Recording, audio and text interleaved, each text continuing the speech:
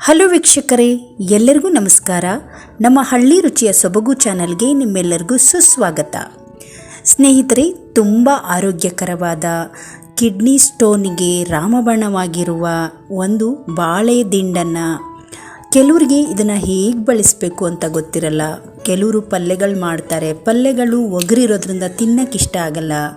ಈ ರೀತಿಯಾಗಿ ಬಾಳೆ ದಿಂಡನ್ನು ನಾವು ಹಾಕಿ ಇದನ್ನು ಒಂದು ದೋಸೆ ಮಾಡ್ಕೊಳ್ಳೋದ್ರಿಂದ ಮಕ್ಕಳಿಗೆ ಮನೆಯಲ್ಲೆಲ್ಲರೂ ಇಷ್ಟಪಟ್ಟು ತಿಂತಾರೆ. ಮತ್ತು ಮೆಡಿಷನ್ ರೂಪದಲ್ಲೂ ಇದು ನಮ್ಮ ಆರೋಗ್ಯಕ್ಕೆ ಸೇರುತ್ತೆ. ಬನ್ನಿ, ತುಂಬ ಸಿಂಪಲ್ಲಾಗಿ ಬಾಳೆ ದಿಂಡಿನ ನೀರು ದೋಸೆ ಹೇಗೆ ಮಾಡ್ಕೊಂಬರೋದು ಅಂತ ನೋಡೋಣ.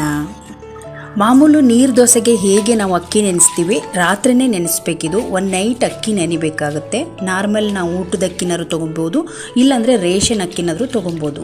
ಇದನ್ನು ಚೆನ್ನಾಗಿ ತೊಳೆದು ನಾನು ರಾತ್ರಿ ಪೂರ್ತಿ ಇದನ್ನು ನೆನೆಸ್ಕೊತೀನಿ. ಚೆನ್ನಾಗಿ ನೆನೆಲಿ. ಅದಕ್ಕೆ ಸ್ವಲ್ಪ 1 ಚಮಚದಷ್ಟು ಮೆಂತ್ಯ ಹಾಕ್ತಾಯಿದ್ದೀನಿ. ಮೆಂತ್ಯ ಹಾಕೋದ್ರಿಂದ ನೀರು ದೋಸೆ ತುಂಬ ರುಚಿಯಾಗಿರುತ್ತೆ ಮತ್ತು ಸ್ಮೆಲ್ ಕೂಡ ಚೆನ್ನಾಗಿರುತ್ತೆ. ಇದನ್ನು ಒಂದು ರಾತ್ರಿ ಪೂರ್ತಿ ನೆನೆಸೋಣ. ಇದನ್ನು ಬೆಳಗ್ಗೆ ತಿಂಡಿಗಾದರೂ ಮಾಡ್ಕೊಬೋದು, ಚೆನ್ನಾಗಿರುತ್ತೆ. ನೋಡಿ, ಇಲ್ಲಿ ಒಂದು ಪೂರ್ತಿ ಬಾಳೆ ದಿಂಡನ್ನು ನಾನು ನೀರು ದೋಸೆಗೆ ಬಳಸ್ತೀನಿ. ಅದು ಮೇಲಿನ ಒಂದು ಲೇಯರ್ ತೆಗೆದು ಇಟ್ಕೊಂಡಿದ್ದೀನಿ. ಹಾಗೆ ಇದಕ್ಕೆ ಒಂದು ಅರ್ಧ ಕಾಯಿ ಹೋಳನ್ನು ಹಾಕ್ತೀನಿ. ತುರಿ ಕೂಡ ಇಟ್ಕೊಂಡಿದ್ದೀನಿ. ಈಗ ಬನ್ನಿ, ಇದನ್ನು ಕಟ್ ಮಾಡೋದು ಸಮೇತವಾಗಿ ನಾನು ಈ ವಿಡಿಯೋದಲ್ಲಿ ಶೇರ್ ಮಾಡ್ತೀನಿ. ತುಂಬ ಗಟ್ಟಿ ಇರುತ್ತೆ ಇದು. ಇದನ್ನು ಈ ಒಂದು ಮೆಟ್ಕತ್ತಿ ಅಥವಾ ಕುಡ್ಗೋಲ್ ಸಹಾಯದಿಂದ ಆದರೆ ನೀಟಾಗಿ ಸ್ಲೈಸ್ ಬರುತ್ತೆ. ಯಾಕಂದರೆ ದಾರದ ಅಂಶ, ನಾರಿನ ಅಂಶ ಇದರಲ್ಲಿ ಜಾಸ್ತಿ ಇರುತ್ತೆ. ಆ ದಾರನ ತೆಗೆದು ದೋಸೆಗೆ ಹಾಕೋದ್ರಿಂದ ದಾರಗಳಿದ್ರೆ ಚೆನ್ನಾಗಿರಲ್ಲ. ನಾವು ದಾರನ ಹಿಂದೆನೇ ತೆಕ್ಕೊಂಡು ಇದನ್ನು ಒಂದೊಂದು ಪೀಸನ್ನಾಗಿ ಮಾಡ್ತಾಯಿದ್ದೀನಿ.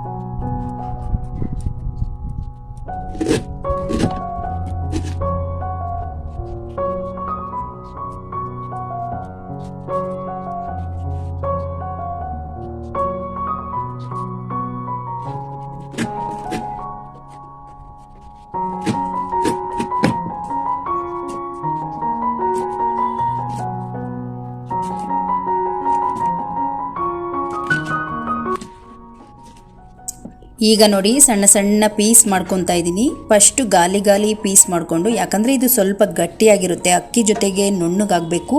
ಹಾಗಾಗಿ ಸ್ವಲ್ಪ ಸಣ್ಣ ಸಣ್ಣ ಪೀಸ್ ಮಾಡಿ ನಾವು ಇದು ಪೂರ್ತಿ ಒಂಚೂರು ಕೂಡ ವೇಸ್ಟ್ ಆಗಲ್ಲ. ಫಸ್ಟ್ ಲೇಯರ್ ಮಾತ್ರ ಇದನ್ನು ತೆಗೆದು ಬಿಸಾಕಿ ಎಲ್ಲ ಒಂದು ಬಾಳೆ ದಿಂಡನ್ನು ನಾವು ಇದನ್ನು ಹಾಕಬೇಕು. ಎಳೆದು ತೊಗೊಬೇಕಾಗುತ್ತೆ. ಇದಕ್ಕೆ ಬಲ್ತಿರೋದಾದರೆ ನಾರಿನಂಶ ಜಾಸ್ತಿ ಇರುತ್ತೆ. ನೋಡಿ, ಇವಾಗ ಎಲ್ಲ ಪೀಸ್ ಮಾಡ್ಕೊಂಡಿದ್ದೀನಿ. ಬನ್ನಿ, ಈಗ ಅಕ್ಕಿಗೆ ಮತ್ತು ಕಾಯಿನ್ನು ಬಾಳೆ ದಿಂಡಿನ ಪೀಸಸ್ಸನ್ನು ಹಾಕಿ ಒಂದು ಪೇಸ್ಟ್ ಮಾಡ್ಕೊಂಬರೋಣ. ನೋಡಿ, ಇಲ್ಲಿ ಅಕ್ಕಿ ಚೆನ್ನಾಗಿ ನೆಂದಿದೆ. ನೋಡಿ, 1-2 ಸಲ ಅಕ್ಕಿ ಹಾಕಿ ಈಗ ಬಾಳೆ ದಿಂಡಿನ ಪೀಸಸ್ನ ಹಾಕ್ತಾಯಿದ್ದೀನಿ. ಇದು ಕೂಡ ಅರ್ಧ 2 ಸಲಕ್ಕೆ ಆಗುತ್ತೆ. ಈಗ ಕಾಯಿ ತುರಿ, ಅರ್ಧ ಹೋಳು ಕಾಯಿ ತುರಿ ತೊಗೊಂಡಿದ್ನಲ್ಲ, ಅದು ಪೂರ್ತಿ ಹಾಕ್ತೀನಿ. ಕಾಯಿ ತುರಿನ ಅರ್ಧ ಹೋಳು ಹಾಕಿದ್ರೇ ಚೆನ್ನಾಗಾಗೋದು. ಕಡಿಮೆಕ್ಕಿಂತ ಸ್ವಲ್ಪ ಜಾಸ್ತಿನೇ ಹಾಕಬೇಕು. ಇದಕ್ಕೆ ಸ್ವಲ್ಪ ನೀರು ಹಾಕಿ ಇದನ್ನು ಒಂದು ನುಣ್ಣಗೆ ಪೇಸ್ಟ್ ಮಾಡಬೇಕು. ನೀರು ದೋಸೆಗೆ ಯಾವತ್ತೂ ಸ್ವಲ್ಪ ತರಿನೂ ಇರಬಾರ್ದು, ತುಂಬ ಫೈನಾಗಿ ಪೇಸ್ಟ್ ಆಗಬೇಕು. ನೋಡಿ, ಈಗ ನಮ್ಮ ಒಂದು ನೀರು ದೋಸೆಗೆ ಏನು ಬೇಕು ಅದು ನುಣ್ಣಗೆ ಪೇಸ್ಟ್ ಆಗಿದೆ. ಇದನ್ನು ಒಂದು ಬೌಲಿಗೆ ಹಾಕ್ಕೊತಾ ಇದ್ದೀನಿ.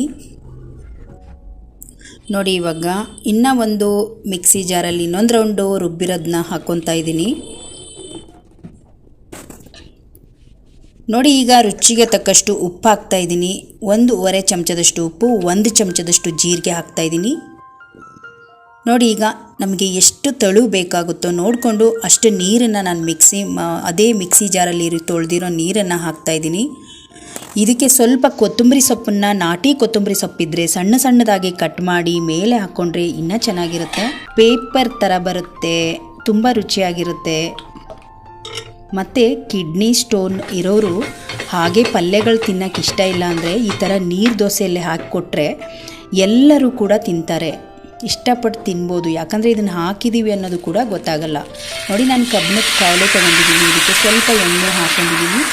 ಈಗ ನೋಡಿ, ನಾನು ಸ್ವಲ್ಪ ಸ್ವಲ್ಪ ಹಿಟ್ಟು ತೆಳುವಾಗಿ ನಾನು ಹಾಕ್ಕೊತೀನಿ. ಇದಕ್ಕೆ ಸ್ವಲ್ಪ ತುಪ್ಪ ಅಥವಾ ಎಣ್ಣೆ ಮೇಲೆ ಹಾಕಿ ಒಂದು ಸ್ವಲ್ಪ ಹೊತ್ತು ಬಾಯಿ ಮುಚ್ಚಿ ಇದನ್ನು ಬೇಯಿಸ್ಕೊಂಬರೋಣ.